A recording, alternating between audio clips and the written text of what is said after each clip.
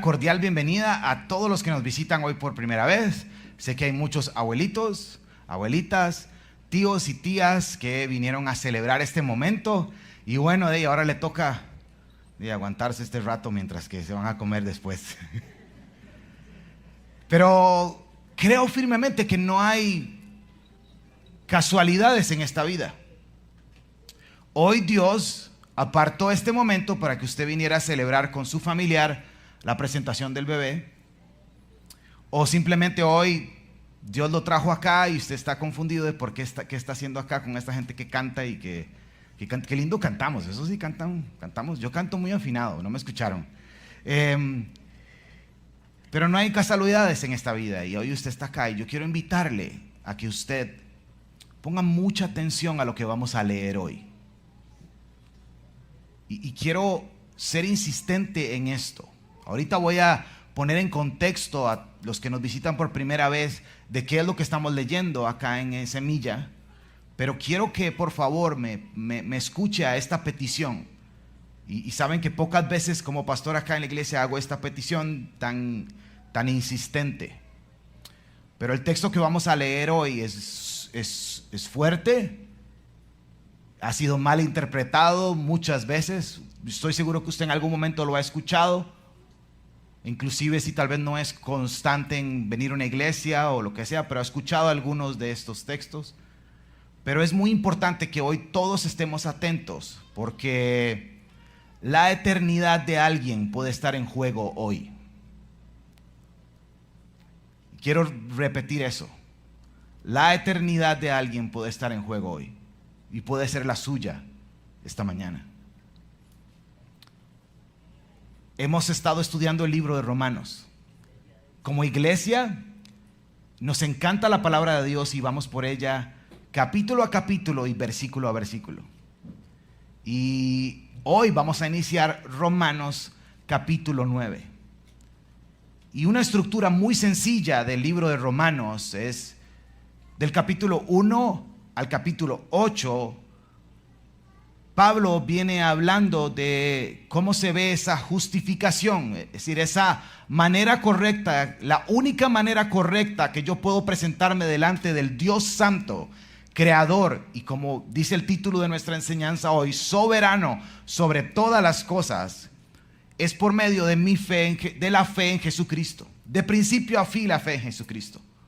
Nos pone a todos en un mismo nivel, nos lleva a cada uno de nosotros y nos explica este proceso que toda persona que reacciona al mensaje de Jesús empieza a vivir, es justificado, empieza a tener este proceso de transformación, de justificación, lo espera una gloria eterna, que interesantemente la semana pasada vimos que había una gloria que está disponible para nosotros hoy.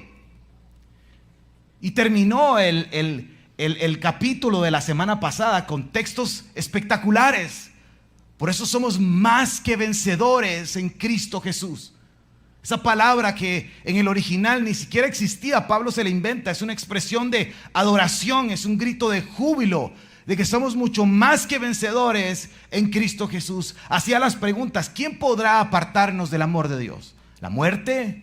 ¿La incertidumbre? ¿La ansiedad? ¿Los ángeles? ¿Los demonios? Ninguna cosa creada nos puede apartar del amor de Jesús. Era un grito de júbilo. Pero a partir del capítulo 9, Pablo no cambiando de tema, esto es importante, siguiendo en esta misma línea, en el capítulo 9, Pablo inicia los primeros 5 versículos con una oración que es como un lamento. Y es ese lamento por su gente. Por su gente, por sus hermanos de carne, les dice así, sus hermanos de sangre, el pueblo de Israel. Y con base a esta oración que marca el tono de todo lo que vamos a leer, vamos hoy a estudiar 4 reflexiones breves, espero, con respecto a este Dios soberano. Yo quiero invitarle a que usted hoy tenga ojos frescos para escuchar la palabra de Dios. Si usted se mete a YouTube y pone Romanos 9, usted va a ver el montón de debates que hay entre los calvinistas y entre por qué los calvinistas se equivocaron, por qué estos así, por qué estos allá, y hay de todo para que usted se entretenga. Y si quiere entretenerse con eso, allá usted, y felicidades, tal vez le den el trofeo de teólogo del año en YouTube. Pero nosotros aquí en Semilla predicamos a Cristo y ninguna otra cosa más. Y vamos a encontrar a Cristo también. Más bien, Cristo nos va a encontrar a nosotros mientras que leemos estos preciosos textos. La narrativa nos trae a este punto. Y la pregunta podría ser, para los lectores originales de esta carta, que brevemente era una iglesia que predominantemente tenía gentiles. ¿Qué es un gentil? Un gentil es esa persona que no es judía. Para los judíos habían dos categorías de personas: judíos y gentiles. No importa la nacionalidad, eran gentiles. Y la iglesia en Roma, para ese momento, tenía más gentiles que judíos. Y estaba esta diferencia, que vamos a analizarla más en detalle en el capítulo 14. Pero estaba esta diferencia y había de alguna manera rechazo fuerte contra los judíos. Y entonces los gentiles de la iglesia en Roma estaban escuchando estas promesas de Dios, esto que acabamos de recapitular, y tal vez se preguntaron: ¿y qué pasa con Israel? ¿Qué pasa con esto? ¿Será que Dios no cumplió su palabra? Y Pablo va a darnos la respuesta hoy. Pero ¿qué tal si oramos? Disponemos nuestros corazones y escuchamos el mensaje que Jesús tiene para nosotros. Padre, hoy te pedimos que de una manera muy especial, Señor, que nuestro corazón esté atento, que mi mente esté dispuesta, Señor, a escuchar tu palabra. Guíanos, Señor. Que la persona, en este caso yo que estoy leyendo el texto, no venga a interrumpir nada, Señor, sino que simplemente sea un facilitador para que tu mensaje llegue a nuestros corazones, Señor. Habla a mí, háblanos a todos, Señor. Transfórmanos con el poder de tu palabra. Esto lo pedimos en tu precioso nombre, Jesús. Amén y amén. Le invito a que abra Romanos capítulo 9. Yo voy a estar leyendo de la Nueva Biblia de las Américas, que lo vamos a tener también en las pantallas, y leemos del versículo 1 al versículo 5. Y esta sección se llama Mis hermanos. Dice así: digo la verdad en Cristo, no miento, dándome testimonio mi conciencia en el Espíritu Santo de que tengo una gran tristeza y un continuo dolor en mi corazón, porque desearía yo mismo ser anatema, esto es ser maldito, separado de Cristo por amor a mis hermanos, mis parientes según la carne, porque son israelitas, a quien les pertenece la adopción como hijos y la gloria, los pactos, la promulgación de la ley y el culto y las promesas, de quienes son los patriarcas y de quienes según la carne procede Cristo, el cual está sobre todas las cosas, Dios bendito por los siglos. Amén. Lo primero que observamos acá, que nuevamente va a marcar el tono con el cual vamos a seguir leyendo, mientras que Pablo va a ir al Antiguo Testamento a explicar cosas importantes. El dolor de Pablo por su pueblo, por su gente.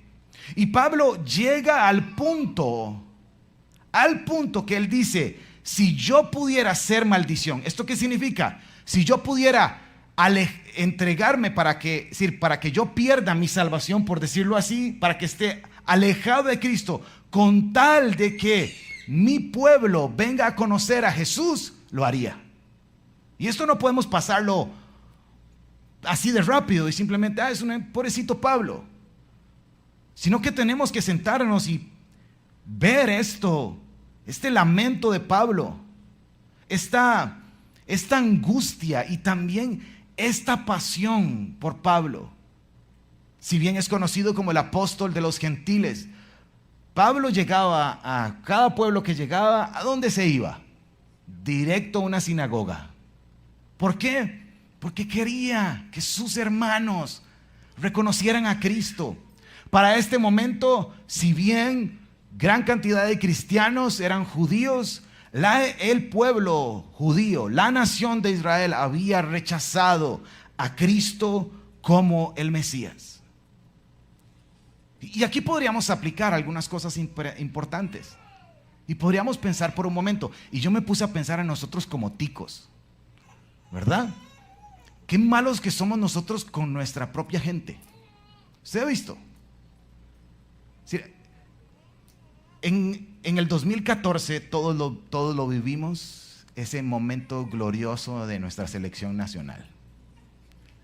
Y resulta que Keylor Navas lo contrata el Real Madrid. Y entonces, esto viene, para los que me conocen, viene de un pastor que es barcelonista a 1000 por 1000. Eso fue gol y no fue penal por aquello. A 1000 por 1000. Y recuerdo que, obviamente, mi hijo y yo le seguimos a los mismos equipos, somos súper fanáticos del deporte, instruye al niño en su camino y cuando sea grande no se apartará de él, papitos, enséñenle. Y pues resulta que, ¿qué hacemos? Decíamos Tommy y yo. No, somos del Real Madrid. Es Keylor Navas. Dios mío. Amábamos todavía un poco a Messi, pero seguíamos al Real Madrid y yo como buen señor, ¿verdad? Camino a la oficina escuchando Columbia Deportiva, ¿verdad? Ahí estaba yo, Yacine Quesada, abre el micrófono, abre la llamada y empieza la gente. Estoy dudoso, es que no sé si ir con el Real. Es Keylor Navas, es tu compatriota, salió de Pérez Celedón, una historia espectacular. Cualquier jugador costarricense que llegue o en cualquier posición, usted ha visto, ¿y qué hace el tico? ¿Qué hacemos nosotros? Serruchar piso, ¿verdad? Andar deseando que le quiten la titularidad. Pero Pablo da una lección aquí. Y el ejemplo tal vez no fue el mejor, perdón. Pero Pablo da una lección aquí de su pasión por su gente, por su sangre.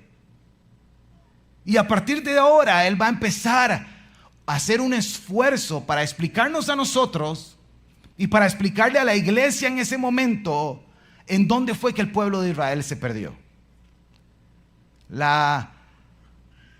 Los que somos un poco más entrados añitos, cuando no había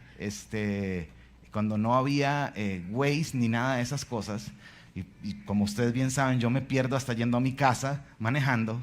Me acuerdo que una vez hice un viaje de trabajo con mi papá y no habían nada, era punta de mapa. Y entonces me acuerdo que mi papá dijo, yo manejo, usted me guía. Y yo, ¡ay, Dios mío!, ¿verdad? Entonces nada más me senté a la par de él, agarró el mapa, me lo dio y me dice, usted nada más me avisa la salida, ¿cuál es?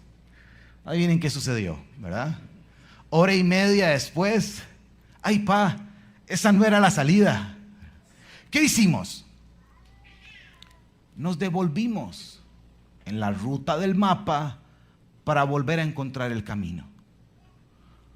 Pablo va a devolverse en el mapa, en la historia del pueblo de Israel, para explicar el camino y en dónde el pueblo de Israel se perdió. ¿Me acompañan? Leemos a partir del versículo 6, dice así: pero no es que la palabra de Dios haya fallado. Ya hay que hacer una pausa ahí en el mapa. Ya. Si la palabra de Dios es nuestro mapa y el mapa no está malo, el que está malo soy yo. La culpa no es de la palabra de Dios, la culpa es de nosotros por no reconocer la palabra de Dios. El pueblo judío, los israelitas, no reconocieron al Mesías. Y tal vez los lectores originales podrían estar pensando, pero qué extraño, ¿cómo? ¿Será que el texto no? ¿Será que la promesa? ¿Será que la profecía? No, ahí está claro. Simplemente decidieron ignorarla. No es que la palabra de Dios haya fallado. Y yo quiero hoy, para todos los que estamos acá, No piense, ay, es que Dios falló. No piense, ay, es que su palabra no se está cumpliendo. No, no es así. La palabra de Dios no falla. Ella nunca vuelve vacía y nunca falla. La pregunta que usted tiene que hacerse es que si está caminando hacia donde el mapa lo está llevando, o en sus propias interpretaciones, en sus propias ideas, ya lleva rato caminando lejos de la guía. No es que, ay, es que Dios no me entiende, Él no sabe lo que yo, no, sí, Él sabe todo. Él padeció más de lo que usted está padeciendo. Él sufrió más de lo que usted jamás se puede imaginar que pudo haber sufrido. Él, siendo por naturaleza Dios, vino a este mundo para en primer paso identificarse con nosotros, para vivir una vida perfecta y para pagar su deuda. No es la palabra de Dios la que está equivocada. No es que Dios no ha cumplido sus promesas. Es que usted está caminando hacia el otro lado. Y entonces Pablo continúa y dice, parte B del versículo 6, porque no todos los descendientes de Israel son Israel. Si son todos hijos por descendencia de Abraham, sino por Isaac será llamada. Perdón, voy otra vez porque leí mal, nunca pasé español. Dice así, porque no todos los descendientes de Israel son Israel, ni son todos hijos por descendencia de Abraham, sino que por Isaac será llamada tu descendencia. Esto es, no son los hijos de la carne los que son hijos de Dios, sino que los hijos de la promesa son considerados como descendientes, porque la palabra de la promesa es esta: por este tiempo volveré y Sara tendrá un hijo. Así que Pablo empieza a devolverse en el mapa y los lleva al tiempo de Abraham y les dice, hey, pero no todos los descendientes de Abraham, es decir, son Israel. No todos los descendientes de Israel son Israel. La palabra Israel significa gobernado con Dios, por Dios. Y Pablo nos dice que no todos los descendientes de Abraham son el pueblo de Dios. Hay una diferencia entre el Israel étnico y el Israel espiritual. Y después pone el ejemplo, va más allá, pone el ejemplo de Isaac. Si bien Abraham tuvo dos hijos, de Isaac es donde viene la promesa. Y dice, sino que todos los hijos de la promesa, es decir, de la simiente, son descendientes de Abraham. Esa descendencia. Para entender lo que estaba explicando Pablo acá, podríamos verlo de esta manera. Para el pueblo judío, en su momento, ellos decían, todo descendiente de Abraham es salvo automáticamente, para ponerlo así. Es más, los rabinos enseñaban esto. Enseñaban que Abraham estaba a las puertas del infierno, afuera del infierno, sentado, y que si veía a un judío pasar, le decía, no, usted no va para acá, usted es judío. Y que únicamente por su nacionalidad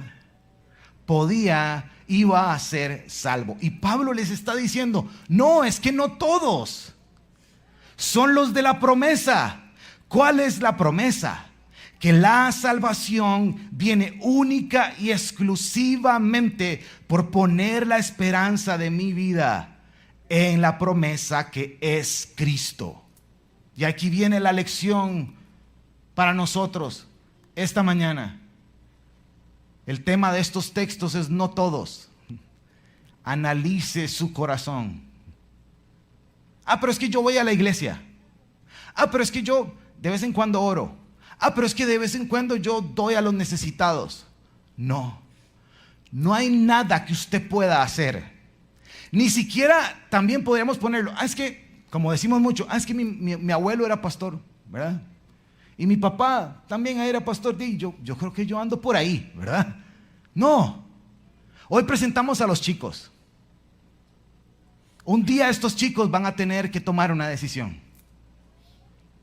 ¿Quién es Jesús en sus vidas? Hoy usted le urge tomar una decisión. ¿Quién es Jesús para usted? A los discípulos le preguntaron eso. Jesús le preguntó, les dijo, ¿quiénes dicen que soy yo? Algunos dicen que sos Elías, otros dicen que sos un buen profeta. Pero Jesús se vuelve a sus discípulos y les dice, ¿y ustedes quién dicen que soy yo? Tú eres el Cristo, dijo Pedro, el Hijo del Dios viviente.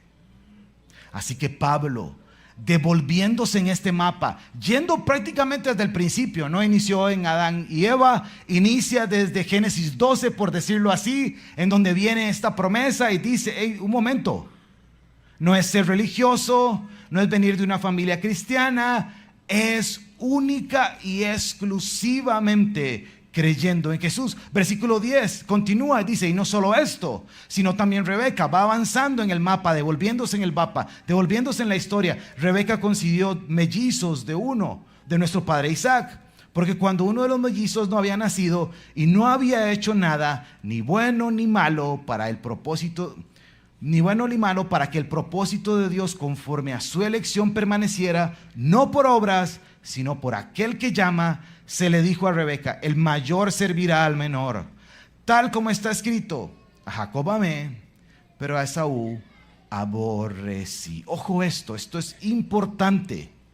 Marque ahí en su Biblia. El propósito de Dios conforme a su elección. Y esta historia es increíble. Tal vez usted la ha leído en algún momento o la ha estudiado. El pueblo, la promesa se cumple para Abraham. Tienen a Isaac. Isaac se casa con Rebeca. Tienen a estos dos hijos mellizos. Esaú nace de primero. Por tradición Esaú tenía que ser el heredero. Pero aquí en Pablo recopilando dice que conforme el propósito de Dios, Él escoge a Jacob. Y esto es importante. El propósito de Dios, el plan de Dios se va a cumplir. Sea como sea, pase lo que pase en el mundo, Dios tiene un plan y Él lo va a cumplir. Y muchas veces, tal vez en la mayoría de las veces, el plan de Dios no utiliza un orden lógico. No utiliza un orden lógico. No utiliza lo tradicional. Aquí el orden tradicional es Esaú. Esaú es el que tiene que continuar con la primogenitura. Pero el Señor escogió a Jacob. Y el versículo 13 es incómodo, ¿verdad? Podemos volver a ponerlo en la pantalla, el versículo 13. Mientras que Pablo está recapitulando esto, está volviendo a la historia, dice, tal como está escrito, a Jacob amé, pero a Esaú aborrecí. ¿Qué significa esto? A Charles Spurgeon le preguntaron, pastor, pero es que, ¿cómo es eso de que a Jacob amó y a Esaú aborrecí? Y le dice, sí, a mí también me ha tenido preocupado esto, dijo Charles Spurgeon. Porque yo me pregunto, ¿cómo pudo amar a Jacob? Porque Jacob era una pinta. Lea la historia de Jacob, que después el Señor le cambia el nombre a Israel. Y de ahí vienen las 12 tribus, etcétera, para ubicarnos en la historia. Se robó la primogenitura de su hermano. Engañó, mintió. Era una pinta el hombre. Ahora, ¿qué es importante aquí? Es importante esto. El Señor, en su elección, por eso le invité a que reflexionara en eso, escogió a Jacob. ¿Por qué lo escogió? No entiendo. Pero sí tenemos que entender algo, que no es que Dios estaba en una cruzada para hacerle la vida imposible a Esaú. Cuando leemos la Biblia entendemos que Esaú era una persona bendecida. Podríamos entender este texto de que Dios no escogió a Esaú para cumplir su propósito, sino que escogió a Jacob. Es más, hay una escena preciosa en donde los dos hermanos se reconcilian. Y esto me lleva al eje principal de esta reflexión, de esta sección. Dios no está en el cielo tirando los dados. Vamos a ver, ¿a quién escojo? Voy a ver cómo anda la suerte hoy. Dios no está diciendo eso. Hoy es un buen momento para recordar que nosotros no podemos acomodar nuestra mente para tratar de entender a Dios. Que nosotros tenemos que maravillarnos y recordar que Él tiene su plan perfecto y que Él es Dios y nosotros no. Así que Pablo continúa por el mapa. Dice, ¿se acuerdan? Abraham, Isaac, Dios escogió, Él prometió que de su simiente iban a ser benditas todas las familias de la tierra. Y esa simiente baja completamente hasta Cristo. Esa es la promesa. Eso es lo que el pueblo de Israel había ignorado. Eso es lo que el pueblo de Israel se estaba haciendo de la vista gorda, pero continúa. Y ahora Pablo invita a los lectores originales y nos invita a nosotros a reflexionar en este Dios soberano. Versículo 14 dice, ¿qué diremos entonces? ¿Que hay injusticia en Dios? De ningún modo. Porque Él dice a Moisés, Él le dice a Moisés, tendré misericordia del que yo tenga misericordia y tendré compasión del que yo tenga compasión. Así que no depende del que quiere ni del que corre, sino de Dios que tiene misericordia. Ojo esto, familia. Es importante que reflexionemos esto. Estos textos me hablan claro del total control que tiene Dios sobre todas las cosas. Y Pablo recuerda estas palabras de Moisés. Tendré misericordia de quien yo tenga misericordia. Y tendré compasión de quien yo tenga compasión. Vos y yo podríamos decir, bueno, si Él toma las decisiones y no me deja nada a mí, pues eso es injusto. Qué injusto que a mí no me deje. Ahorita vamos a hablar de la responsabilidad humana. Pero usted podría reaccionar inmediatamente. Y si Él ya tiene todo ahí, qué injusto. ¿Cuántos hemos utilizado esa palabra? Qué injusto Dios, que no me cumple tal. Qué injusto esto. Y Pablo dice, ¿son un toque? De ningún modo. Y ahí viene la importancia de recordar. Hablamos del amor de Dios, ¿verdad? Nos encanta porque Dios es amor. Una verdad preciosa. Hablamos de su gracia también. Nos encanta hablar de su gracia. Pero aquí está tocando un punto importante y es este Dios soberano. Y aquí nos dice Pablo que Él en su soberanía decide con quién tener misericordia. En Hechos capítulo 8, apúntelo ahí y léalo ahora. Está esta escena fuerte de Pedro hablándole a este Simón el hechicero.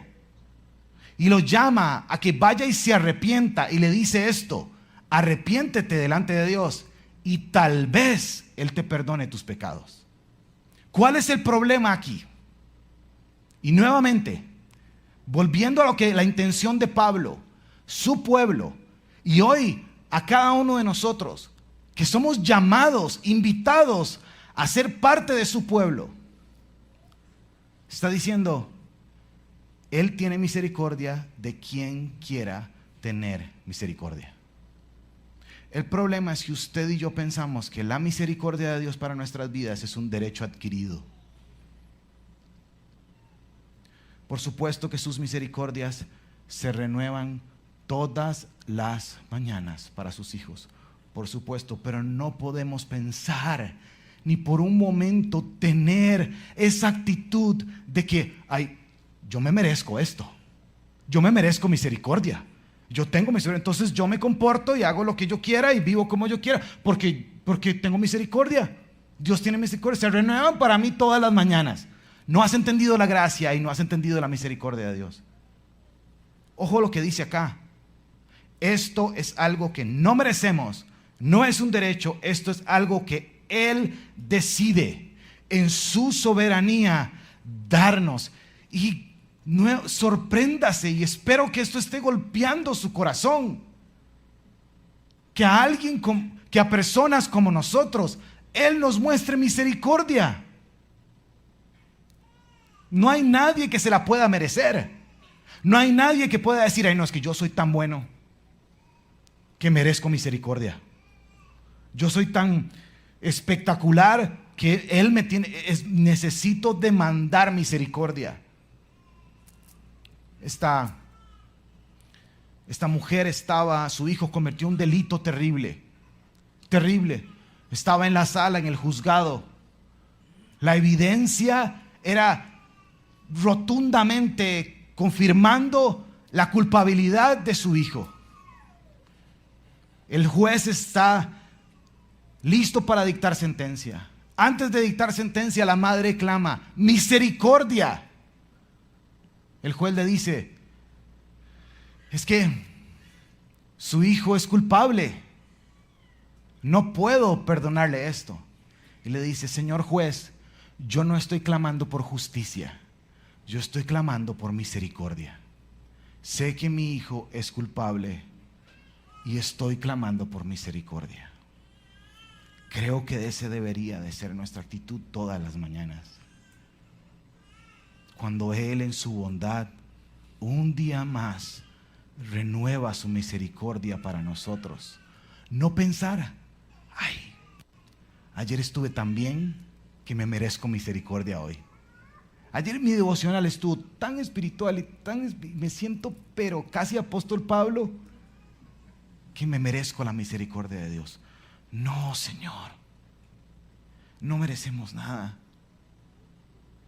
Tú eres justo. Él jamás va a ser injusto. Versículo 17. Ojo esto. Pablo continúa, va bajando por el Antiguo Testamento, ¿notaron? Y llega el faraón y dice, porque la Escritura dice a faraón, para esto mismo te he levantado, para demostrar mi poder en ti y para que mi nombre sea proclamado por toda la tierra. Así que Dios tiene misericordia del que quiere y al que quiere endurece. Uy, esta es otra verdad fuerte. Y pone el ejemplo del faraón, que el texto nos dice, en el libro de Génesis, en el libro de Éxodo, nos dice que el Dios endureció el corazón del faraón. ¿Será que Dios entonces preparaba a personas para endurecerles el corazón? De ninguna manera tampoco.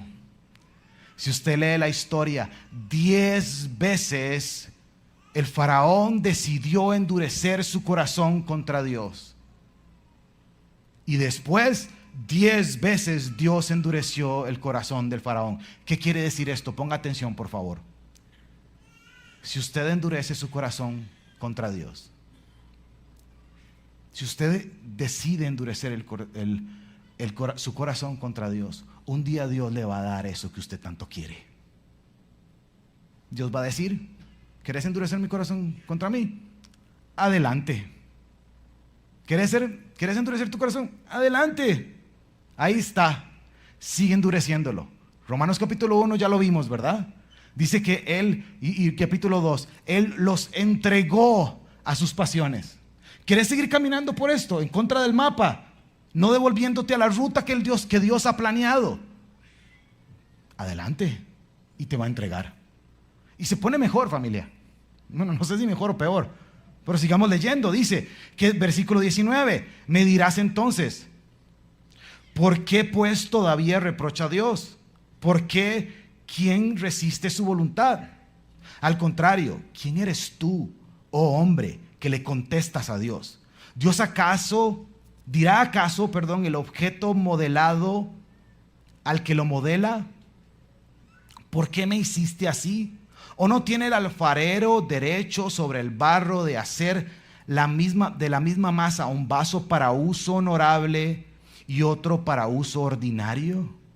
¿Y qué si Dios, aunque dispuesto a demostrar su ira y hacer notorio su poder, soportó con mucha paciencia los vasos de ira preparados para destrucción, lo hizo para dar a conocer las riquezas de su gloria sobre los vasos de misericordia que de antemano Él preparó para gloria.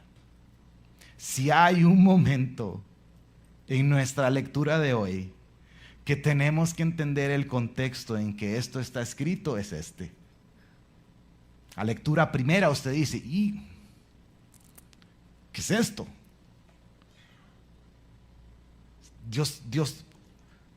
Pablo utiliza, y si estás tomando nota, toma nota de estos textos que en Semilla en Casa los vamos a ver más detenidamente. Está tomando de Isaías 29:16, 45:9, 64:8. Nuevamente Isaías 29:16, 45:9, 64:8 y Jeremías 18 del 1 al 6, que ese es muy famoso. Ese es famoso. Es un texto que hemos escuchado muchas veces, del barro y el alfarero. Y el contexto en que todo esto está escrito podríamos resumirlo así. Es Dios diciéndole al pueblo de Israel: yo soy el alfarero, usted es el barro, yo te voy a formar. Y Dios llamando al pueblo de Israel: yo te voy a formar, yo te voy a hacer. Créame completamente que el Dios, su plan para todos nosotros y su anhelo para todos nosotros es que seamos vasos de misericordia. Él quiere que todos se arrepientan y vengan al conocimiento de Jesucristo. Pero aquí dice que hay vasos preparados para destrucción. Y esto lo que quiere decir es que hay vasos que no van a querer dejarse moldear por el alfarero. Créame que no es Dios que dice: yo voy a preparar algunos para destruirlos. No es así. Es que nosotros en nuestra necedad, nosotros nuevamente en la idea central de la enseñanza de hoy, de ir lejos del plan de Dios para todos nosotros, nos preparamos para la destrucción.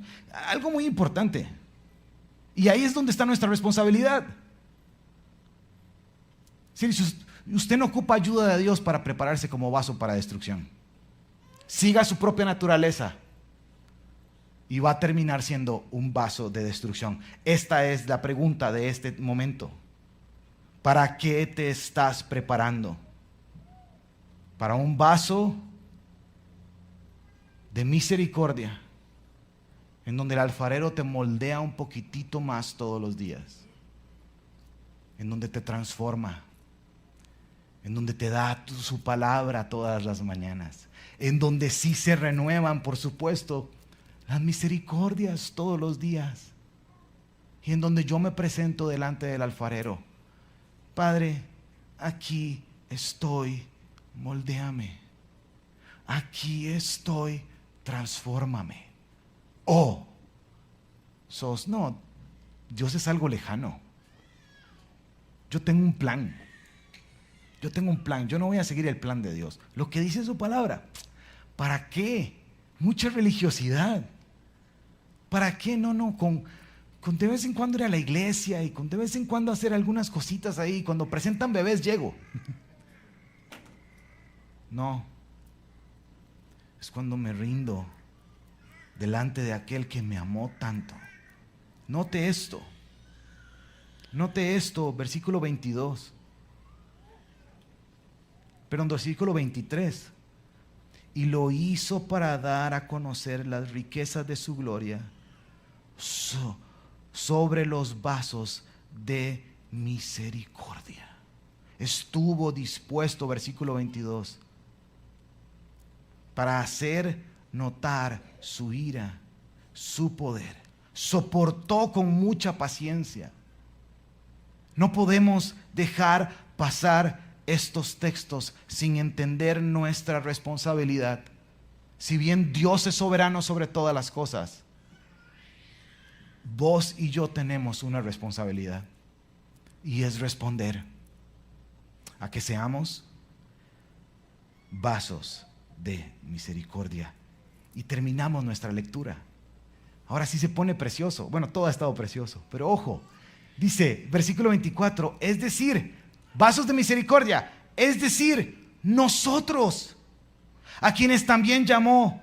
Y ojo, subraye esto, no solo entre los judíos, sino también entre los gentiles. Y empieza Pablo a derrochar Antiguo Testamento. Dice, como dice en Oseas, a los que no eran mi pueblo, llamaré pueblo mío. A los que no eran amada, los llamé amada mía. Y sucederá que en el lugar donde se les dijo, ustedes no son mi pueblo, ahí serán llamados hijos del Dios viviente. Isaías también exclama en cuanto a Israel, aunque el número de los hijos de Israel sea como la arena del mar, solo el remanente será salvo, porque el Señor ejecutará su palabra sobre la tierra cabalmente y con brevedad. Y como Isaías predijo, si el Señor de los ejércitos no nos hubiera dejado descendencia, hubiéramos llegado a ser como Sodoma y hechos semejantes a Gomorra. Quiero invitar a los chicos de adoración a que pasemos. Vamos a cerrar con un par de pensamientos en este último punto, que es el pueblo de Dios. Entonces, volviendo al mapa, que espero que no los haya perdido como por ahí de Abraham. Volviendo al mapa, Pablo llega a una conclusión. Los viene trayendo en este viaje, recordando desde Abraham, desde Isaac, recordando a Moisés, recordando el Éxodo, recordando al faraón, y cayendo acá a este punto, recordando la soberanía de Dios, como en ese preciso momento el Señor utilizó inclusive la maldad del faraón para mostrar su poder y su gloria, que eso es otro punto también importante. Dios va a mostrar siempre su poder. Dios va a mostrar Él es Dios y nosotros no.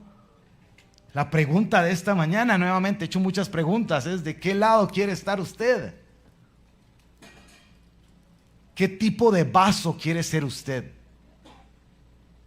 Y después Pablo dice, claro, para los vasos de misericordia, es decir, nosotros, ya sean judíos, gentiles, somos su pueblo. Somos el pueblo de Dios. ¿Por qué? ¿Cuál es el trato con Israel? ¿Cuál es el trato con este? Ese no es el punto. Este es el punto. El Señor ejecutará su palabra. Y volvemos a lo que hablamos al principio.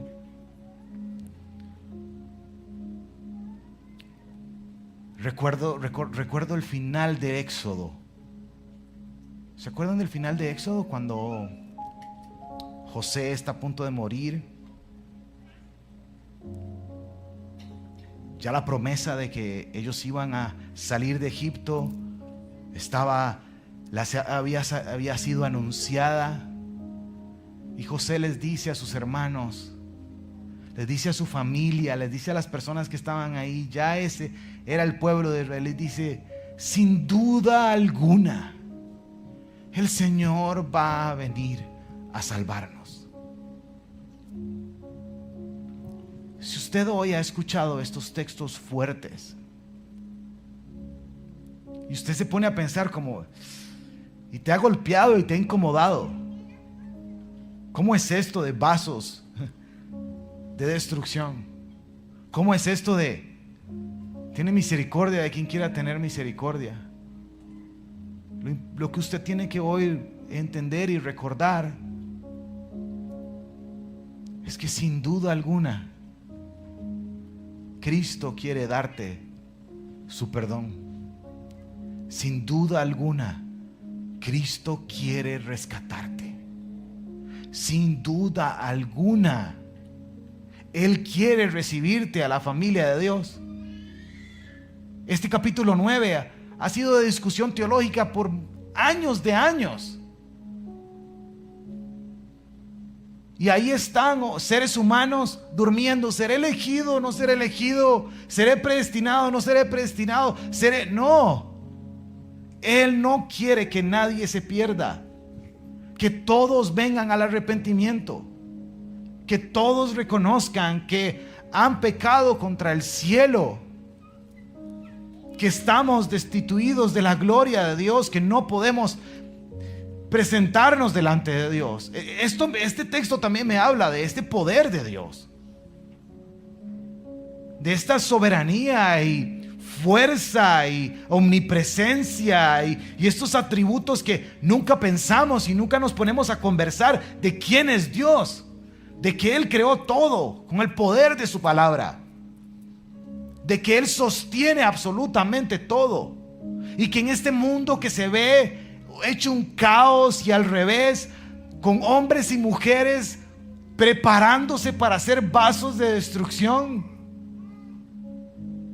su mensaje sigue siendo el mismo: ven a Cristo hoy, arrepiéntete de tus pecados, que es la bondad de Dios que te lleva al arrepentimiento. Reconoce a Jesús, cree en Él para ser salvo. Es ese nacimiento de nuevo.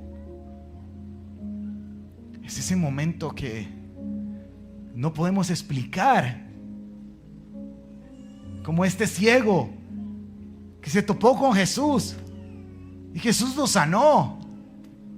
Las personas llegaron y le preguntaron, pero ¿qué pasó? Y le dice, yo no sé, yo no sé, este Jesús o qué. Yo lo único que sé es esto, que antes yo era ciego, pero ahora puedo ver.